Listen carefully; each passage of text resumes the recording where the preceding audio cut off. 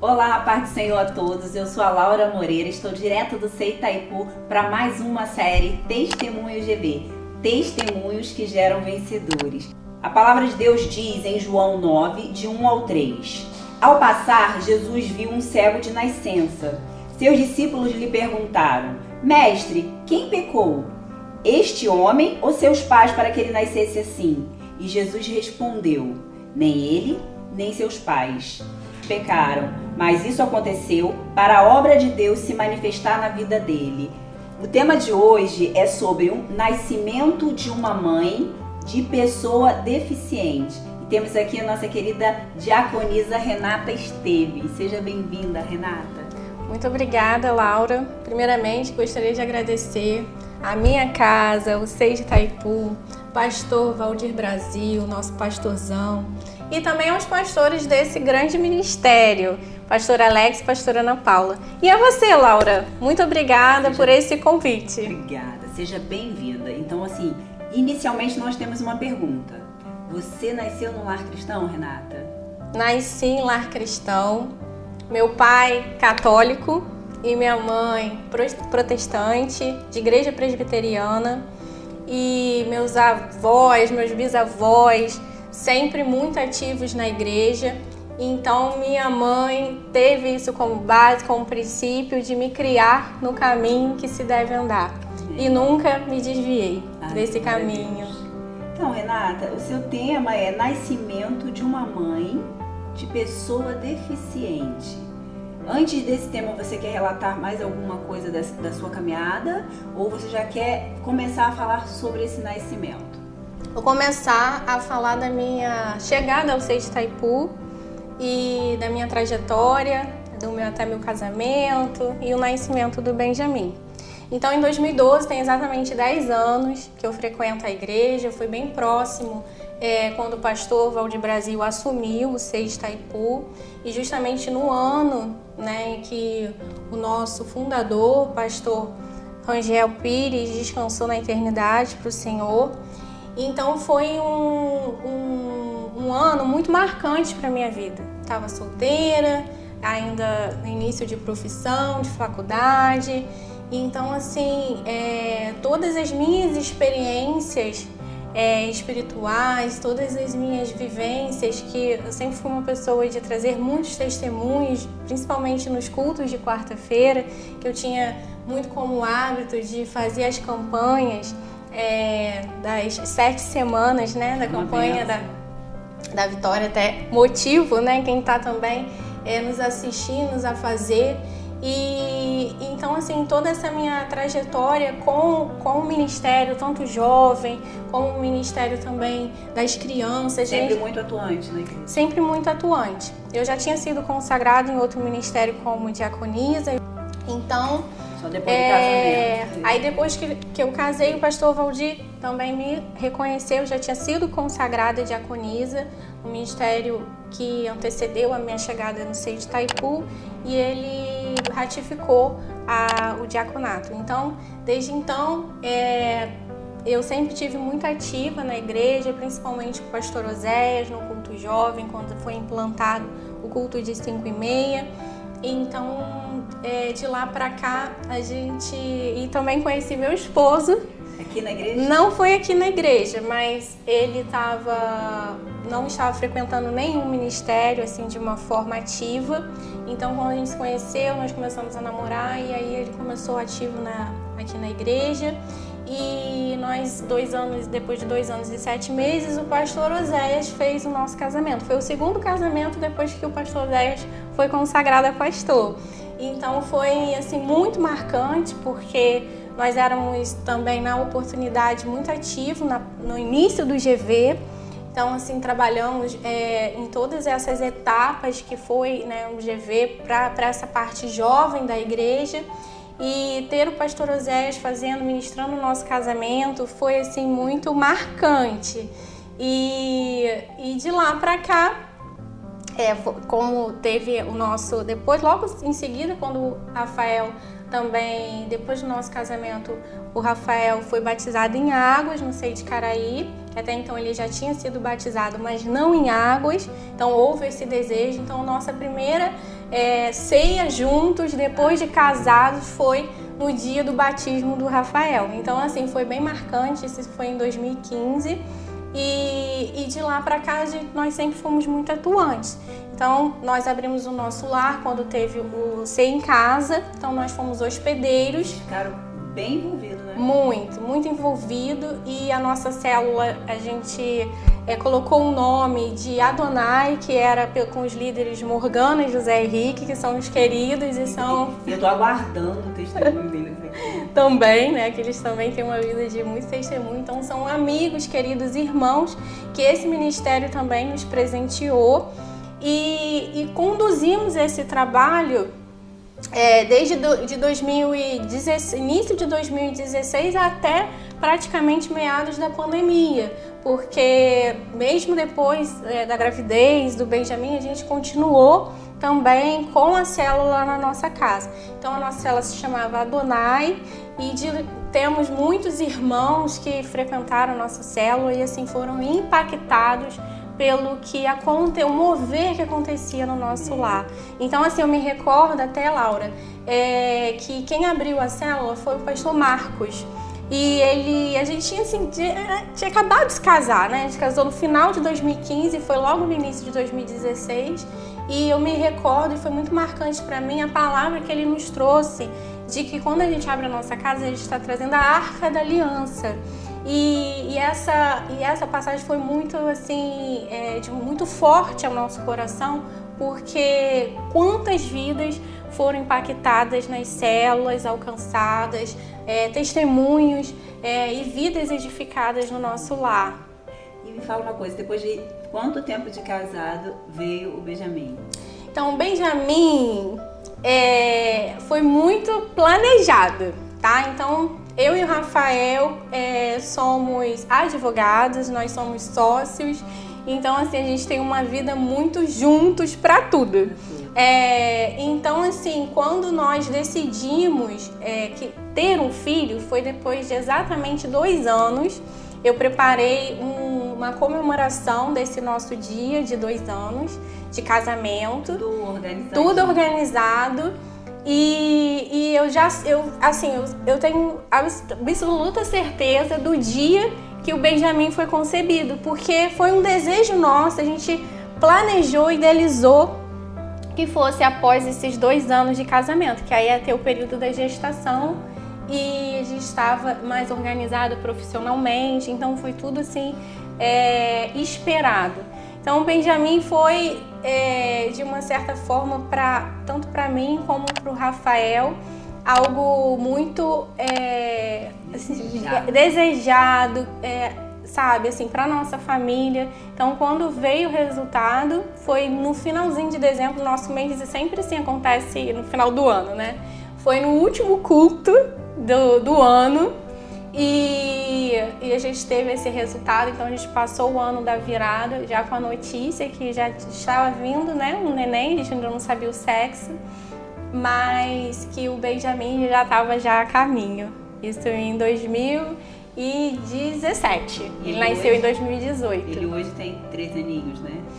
Vai fazer 4 anos agora no dia 16 de agosto. E me fala mais sobre esse seu presente de Deus. Então, todo esse planejamento, como mencionei, como nós dois temos a nossa profissão é uma profissão que demanda de muito tempo, de muito trabalho, nós lidamos com problemas, né, da vida das pessoas e muitas das vezes, inclusive, dores. Então, o nosso papel dentro da advocacia nos demanda muito, tanto para mim como para o Rafael. Então nós nos reestruturamos, inclusive quando foi a inauguração do nosso escritório no ano de 2016, eu sou muito assim de ano, tá, Laura? Então assim, eu mês, assim, eu sou muito didata, porque realmente a minha vida é sempre marcada por testemunhos e os propósitos do Senhor. Então assim, quando nós inauguramos o nosso escritório, que foi até o pastor Valdir, o pastor Oséias, eles tiveram a oportunidade de estar fazendo a oração. estar fazendo a oração, né, consagrando aquele espaço. E realmente foi um tempo, nós ficamos naquele escritório por 3 anos, foi um tempo de muita bênção. Nós tivemos muitos resultados de processos assim positivos dentro desse período que nós trabalhamos lá. E assim, a vinda de um filho, ainda assim, eu não consegui lidar na forma prática como seria. Se como advogada, né, tendo em minha empresa, é diferentemente de uma pessoa que trabalha de carteira assinada, que tem seu período de licença. Então, como que seria a minha saída temporária para cuidar do meu filho num período ali de 4 meses, onde tinham clientes que, né, me exigiam demandas de forma ali diária.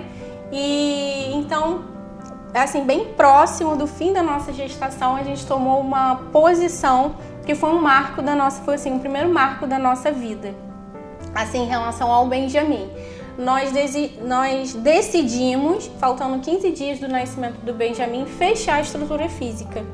Nós fechamos a estrutura porque eu tive um pensamento, né, isso depois de muita oração, muito realmente assim, do Senhor, que eu queria me dedicar à maternidade e ao mesmo tempo conciliar o meu trabalho. Vocês dois trabalhavam junto e os dois pararam juntos? Nós não paramos o escritório, nós fechamos a estrutura física e levamos a estrutura para o home office, e isso em 2018. Então todos os nossos colaboradores da época também foram trabalhar de home office e eu consegui conciliar a estar com o meu filho, a maternidade, ter qualidade de vida. Com 20 dias eu ainda estava com ponto, eu conto muito isso. Eu fui fazer audiência, porque eu sou dessas, então assim, de estar ali muito ativa no trabalho, mas também assumindo o meu novo papel como mãe. Então assim, para mim foi um marco porque a estrutura física do escritório foi uma conquista profissional, né? Então assim, nós passamos e tivemos grandes assim, experiências naquele local. Só que estava um novo tempo para minha vida e para a vida do Rafael, que era a vinda, né, do nosso filho tão amado, e nós tínhamos, né, assim, de uma forma errada até, achava que o escritório era como se fosse um filho mais velho que desse até muito trabalho, sabe? Só que não, na verdade, o escritório em si, a estrutura física do escritório, o nome que nós construímos, né, de muita luta, muito trabalho, foi uma conquista nossa profissional. E a partir de então, nós estávamos vivendo um novo tempo da nossa família, a construção da nossa família. Então eu precisava estar ali dedicada também para esse momento, precisava viver esse momento, a maternidade. E aí, Renata, você foi viver essa maternidade, veio Benjamin, e novamente eu volto ao nome do tema do seu testemunho. Sim. E que fala deficiência. O seu filho tem qual deficiência? Então, Laura, depois de toda essa nossa mudança estrutural, né, da nossa profissão, nós fomos para esse home office. E 2 anos se passado, veio a pandemia. Então, assim, eu falo como que é tudo muito Deus na minha vida, que pra mim nada mudou. Porque muitas empresas fecharam e precisaram se reestruturar na formalidade do home office. E eu já estava 2 anos antes. Então, assim, por isso que eu falo que toda a minha trajetória é marcada por testemunhos. Porque, assim, a minha tomada de decisão para que eu me dedicasse ao meu filho, Deus me honrou 2 anos antes para que quando viesse a pandemia, nada mudasse daquilo que já estava organizado, programado. E a pandemia, o Benjamin, no início mesmo, foi em março, né, de 2020, então o Benjamin, ele estava com 1 ano e 6 meses, era 1 ano e meio, e até então eu não desconfiava de nenhum comportamento, nada que me chamasse a atenção, e foi um momento que tudo parou. Nós ficamos em casa, né, ele também sem a escola, ele já frequentava a escola, já tinha 6 meses que ele estava já na creche. Então, assim, o Benjamin ficou o tempo todo, nesse período da pandemia, praticamente como ele, muitas crianças, em casa. Então, com atividades livres, né? Então, nesse meio tempo, com telas, né? Com desenhos, enfim. Então, quando ele completou 2 anos, isso já no final do ano de 2020, eu comecei a perceber um atraso na linguagem, que ele falava muitas categorias. Então, assim, ele contava os números, ele falava as letras do alfabeto, mas ele não me chamava de mamãe. Ele não chamava o Rafael de papai. Isso com 2 anos.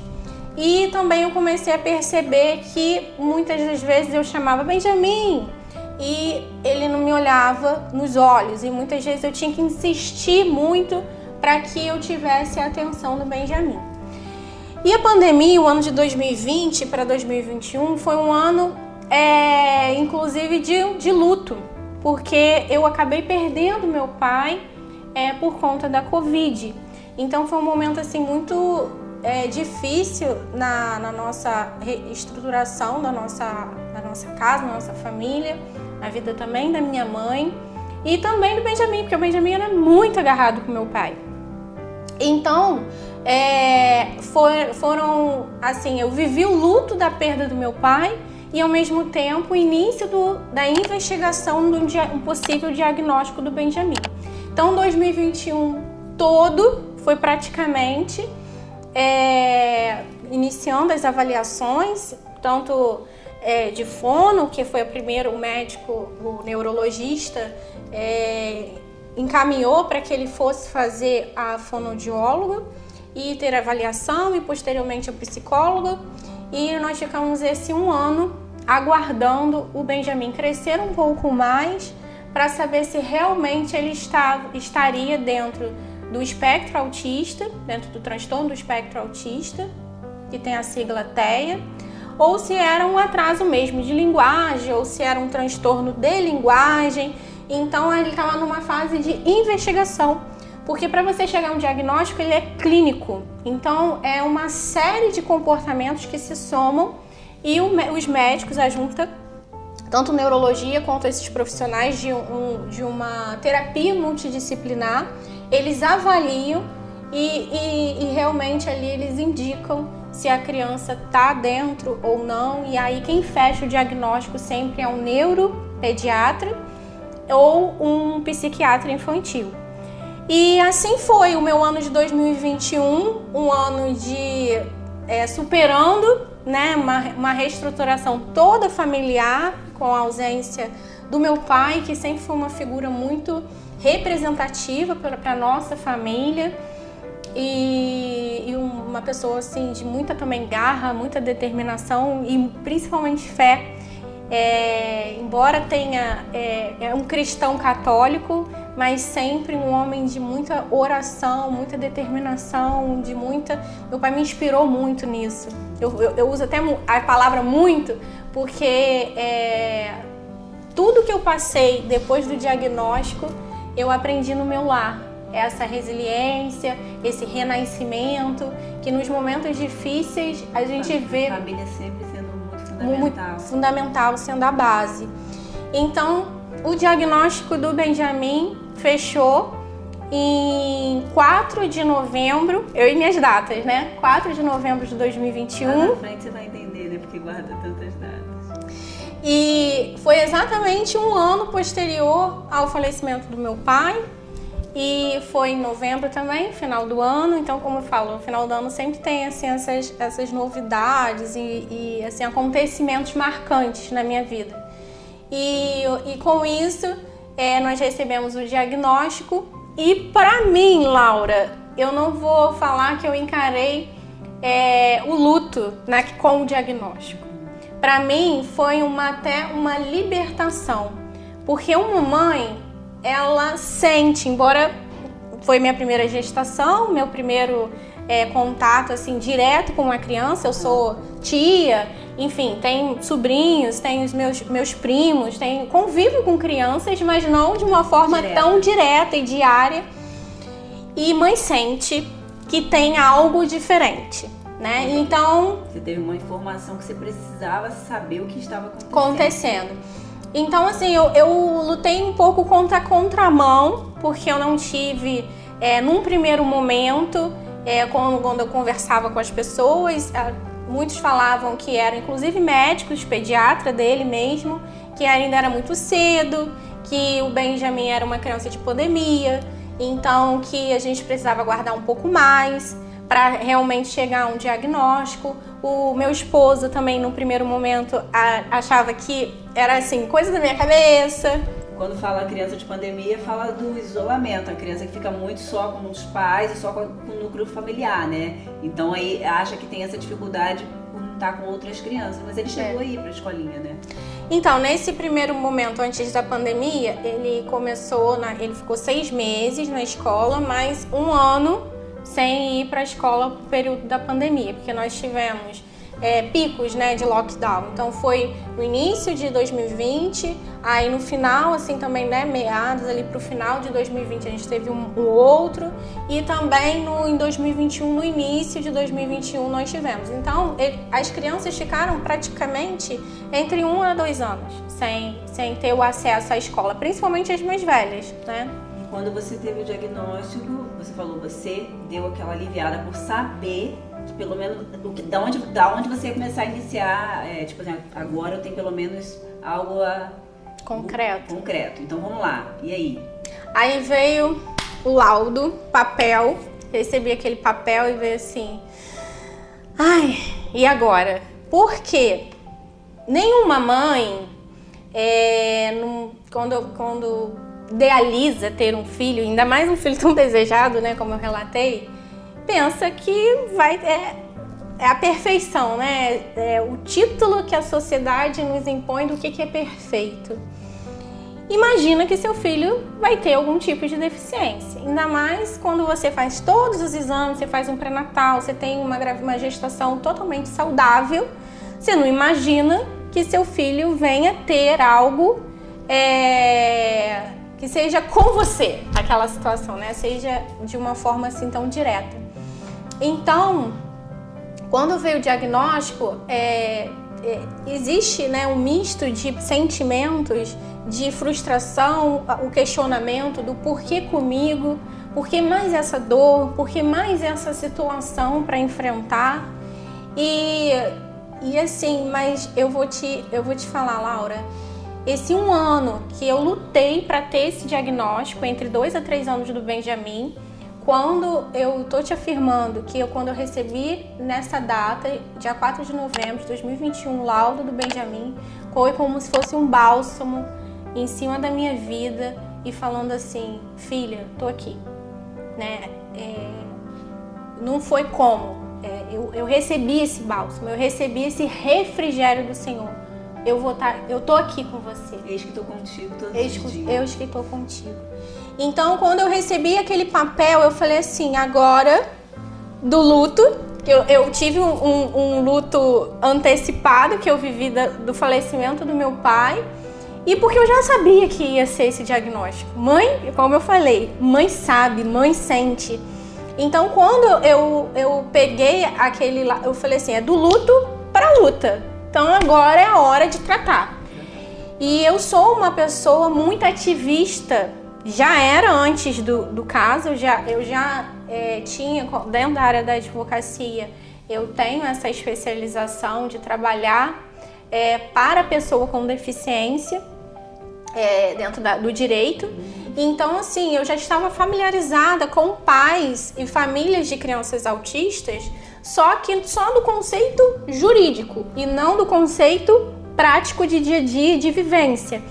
E também, muito que me chamava a atenção dos relatos dessas famílias, eu falava assim, gente, Benjamin também tem esses comportamentos. Então, assim, acabava que os fatos que aquelas famílias me relatavam, para que eu escrevesse na ação e entrasse, né, com o processo... E abrindo sua mente. E abrindo minha mente, eu falei, bom, tem uma correlação também com meu filho, que também tem uma idade próxima.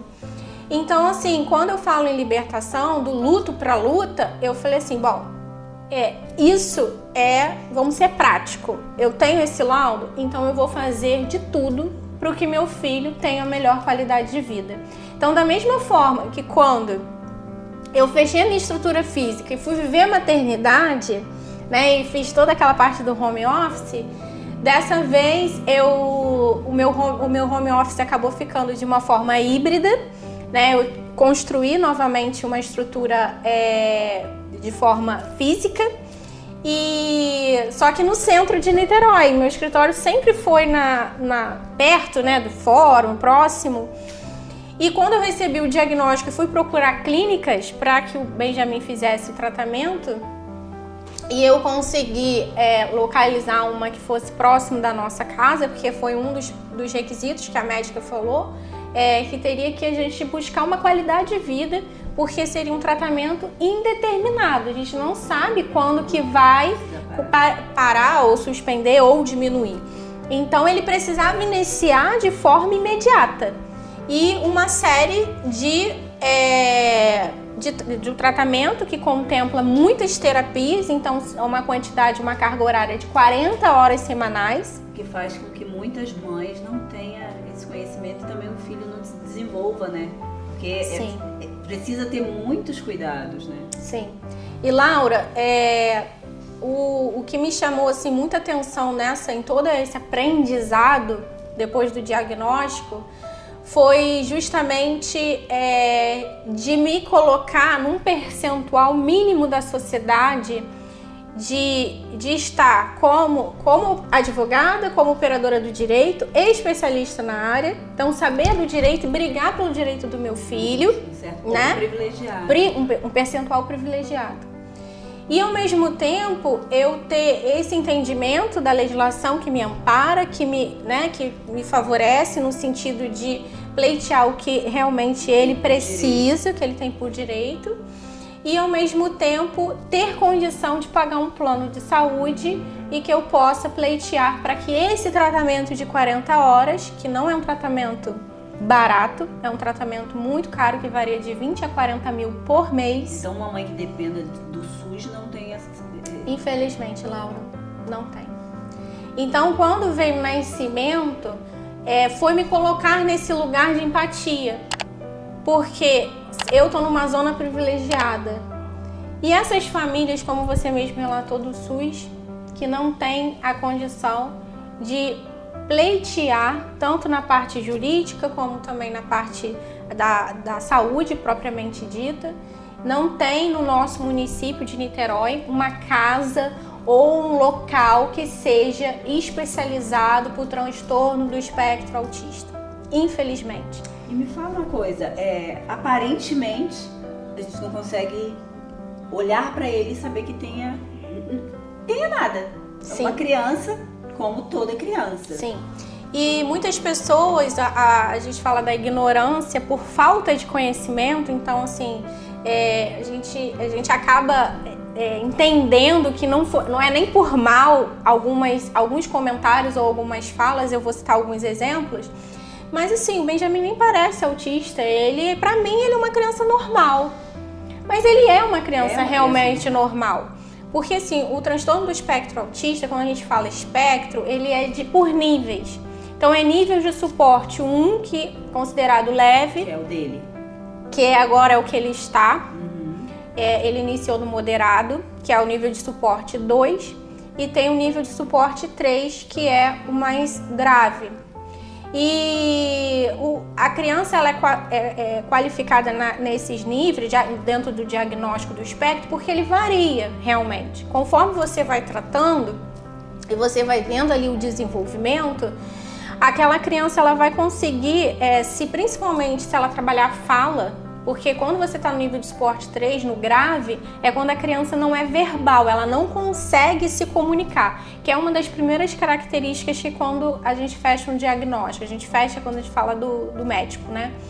Das características que os pais observam. Então é a fala, é a parte de se socializar, né, perante a sociedade, perante os pares, então aquela criança fica muito quietinha, muito acuada. E aquela criança também que tem algumas questões comportamentais, então não consegue estar em local com muita luz, ou com muito barulho, ou com muitas pessoas. Então ela tem comportamentos inadequados que se parecem com uma criança que tem uma birra, ou uma mal educada, exatamente. Então, autismo não tem cara, o autismo. Então, assim, eu uso meu cordão com símbolo, na minha bolsa eu uso um chaveiro escrito e com símbolo do autismo, no meu carro tem o símbolo do autismo, o Benjamin tem a pulseirinha. De chamar a atenção para as pessoas. De chamar a atenção, e mesmo assim, muitas das vezes, nós não somos vistos, tá? E então, assim, eu tô encarando com o renascimento, eu quis usar esse termo, né, para contar o meu testemunho, porque é o significado do meu nome. Renata tem um significado de renascida. Então, todos os momentos difíceis da minha vida, eu ressignifico, né, através das promessas que Deus tem na minha vida e no meu propósito. Você recebe a promessa. Eu recebo e eu renasço como a palavra de hoje, como águia, e que renova suas forças. E assim, é até emocionante falar dessa forma e ver dessa forma, porque eu lido com muitas famílias atípicas. A gente fala atípicas, que são famílias e pais que têm crianças seja com alguma deficiência. E tem muitas mães que se anulam, Laura. Não trabalham mais, vivem só para os filhos, ou muitas das vezes acabam até se divorciando, tem um casamento fracassado, porque entram no luto e só vivem a deficiência, só vive o lado difícil, porque não é fácil. Não é fácil. Vou dar um exemplo. Hoje nós acordamos às 7 horas da manhã, o nosso culto começa às 10h30 e foi assim, desde que nós acordamos, fazemos todos a rotina. O autista tem muito de ter rotina, de fazer de uma forma padrão as suas atividades. Então ele aprende muito com esse tipo de comportamento padrão. Que é uma forma dele ficar confortável. Confortável, ele trabalhar a previsibilidade para onde a gente vai. Então ele sabe que a gente acordou, hoje é domingo e ele é verbal. Então por isso que ele iniciou com moderado, porque ele já falava algumas palavras, hoje ele já consegue formar frases. Então ele sabe que domingo é dia de igreja. Eu tenho até um vídeo que fala, filho, domingo é dia de igreja. Igreja de quem? Igreja de Jesus. E Jesus mora onde? Jesus mora no coração. Então ele sabe que domingo é o dia da gente estar na casa do Senhor. E ele gosta. E ele ama, Laura. Ele ama, e se eu deixar, ele tá lá no louvor, porque ele tem um chamado de levita, então a gente até já motiva isso, né? Então a gente comprou um teclado, nós compramos também um violão, ele faz musicoterapia, então, né? A gente vê o Benjamin lá na frente, dançando, cantando, ele está porque exercendo já o chamado dele, né? Exatamente. Então, assim, muitas das vezes ele pode estar, ele fala que ele quer dançar lá no púlpito, ele quer estar no púlpito. E o nosso culto é gravado, né? E tem ali os fios, então a gente, né, teme por ele, preocupação. Mas, assim, o autista, ele quer estar livre, ele não consegue ficar quietinho esperando até o horário de chamar para oração, acabar o louvor, chamar para oração e ir para a salinha. Ele não consegue ficar parado. Então, assim, muitas das pessoas não entendem porque ele fica para lá e para cá, ou quer estar lá na frente, ou quer subir no púlpito, porque ele ama isso. Ele ama o louvor. Esse seu testemunho, ele é esclarecedor para que as pessoas possam, antes, né, de achar que seja uma birra, achar que é uma criança mal educada, entender que existe um diagnóstico. Então, peraí, antes também de dizer que já é um diagnóstico, vamos ver o que está acontecendo, vamos procurar saber por que essa criança é tão ativa, porque na verdade ele é ativo, né? Exatamente. Então, quando eu falo no renascer, é justamente esse meu propósito. Eu me encontrei no meu propósito de chamado de vida. Porque, como eu te falei, eu sempre fui muito ativa na igreja, em vários ministérios. Mas a necessidade de você trazer a inclusão para a igreja é algo que ainda não tem de uma forma prática. trazer conhecimento para que as pessoas saibam lidar, tanto os professores na escola dominical, como os diáconos que ficam em todo o movimento da igreja, conforme na fila, às vezes, do almoço, de ter a preferência. Então, assim, são esses pequenos detalhes da rotina, como também no estacionamento, de ter essa fila, a vaga especial para pessoas com deficiência, que tem do cadeirante, né? Mas, assim, ter mais, porque nós temos uma igreja com muitos membros, né? Então, quantos autistas tem aqui ou quantas pessoas de deficiência que nos seguem? Então, assim, esse foi realmente o meu encontro, né? Então, a partir do momento que eu recebi o diagnóstico e tive essa libertação, foi o meu encontro do meu verdadeiro propósito. E o meu sonho é trazer esse projeto que seja implantado como projeto piloto na nossa igreja, amém, que nós frequentamos, trazer todo esse conhecimento e implantar isso aqui, e que nós possamos ser referência para outras igrejas, como essa igreja que trabalha mesmo e aceita a inclusão. Então, quando a palavra de Deus diz que é para manifestar a obra do Senhor na vida dele, é isso aí. O Benjamin é alguém que Deus separou para fazer toda essa diferença, essa mudança na nossa igreja, em outras igrejas, para o mundo, né? E tem uma mãe maravilhosa que está aqui empenhada a mostrar que você tem direito, que ele tem direito, que buscando na lei, vai se informar.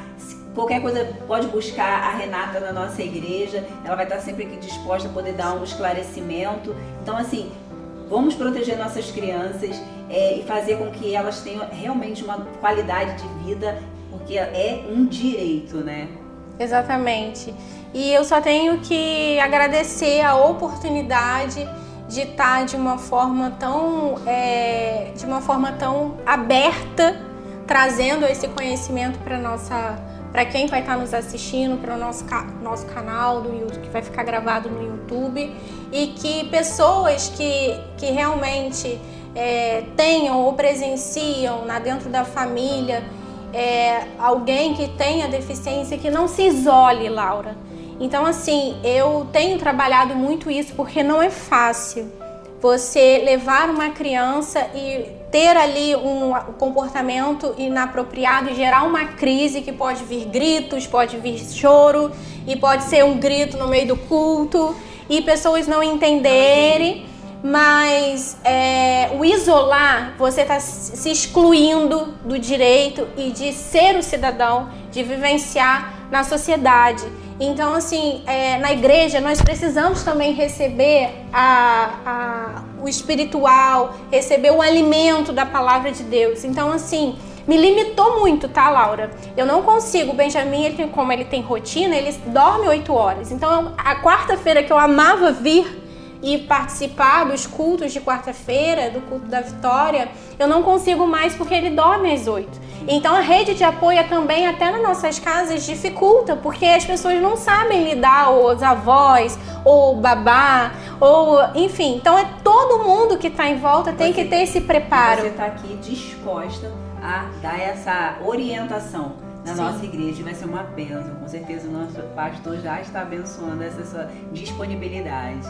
Tá bom, querida? Olha, muito obrigada por esse esclarecimento, tanto para mim quanto para as pessoas que estão em casa, que vocês possam estar compartilhando esse testemunho, porque muitas pessoas precisam ouvir isso que foi falado e entender que existe não cura. A gente crê num Deus que cura, como esse cego que foi curado. Jesus cuspiu no chão, fez uma lama, colocou nos olhos dele, falou para que ele fosse se lavar e voltou enxergando. Esse é o nosso Deus. Mas também entender a condição de cuidado, tratamento, os médicos que Deus capacita. E essa é a busca. Entender que Deus cura, salva, liberta, mas que temos os nossos médicos cuidando e mães maravilhosas como a Renata.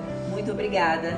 Obrigada, Laura. Obrigada mais uma vez, Pastor Valdir Brasil e toda a equipe da mídia, a esse ministério, Pastor Alex, Pastora Ana Paula, pela oportunidade de estar aqui contando mais esse testemunho de vitória.